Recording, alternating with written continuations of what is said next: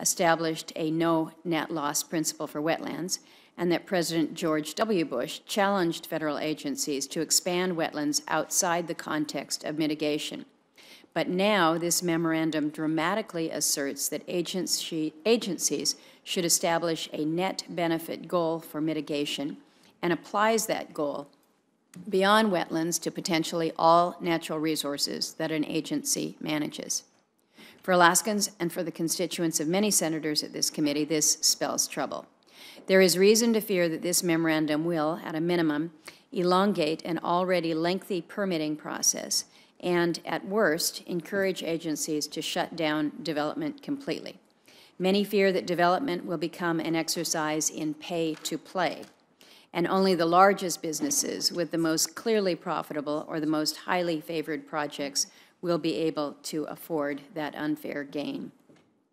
The administration will deny this and insist that its goal is to facilitate the balance, efficiency, interagency coordination, and consistency across agencies that manage our federal lands, especially as they issue permits for development.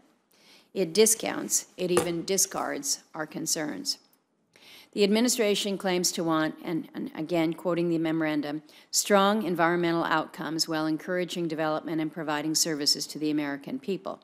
Now, none of us would deny the importance of that, but when one looks at this administration's actions, it's hard to believe that this is the true goal. To provide the administration the opportunity to clarify its intent and address legitimate concerns, 18 of my fellow senators and I sent the President a letter on February 24. I'm providing a copy of that letter for the record of this hearing and to each of the administration's witnesses. Our letter asks 3 basic questions about the memorandum. Through today, we have received no response.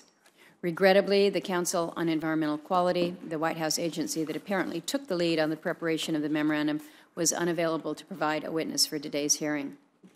We'll hear this morning from 2 panels of witnesses to help us try to make sense of this memorandum and what it means for resource development. Our first panel will feature officials from 2 agencies under the committee's jurisdiction charged with implementing the memorandum, and our second panel will feature some of those who stand to be impacted by it. The memorandum has already led to confusion, mistrust, and, in the state of Alaska's case, at least even fear, rather than the clarity and the streamlining it advertises. Therefore, we will act swiftly to continue oversight on this topic and to ensure that it does not become yet another obstacle to responsible development. With that, I will turn to my ranking member, Senator Cantwell, for her comments.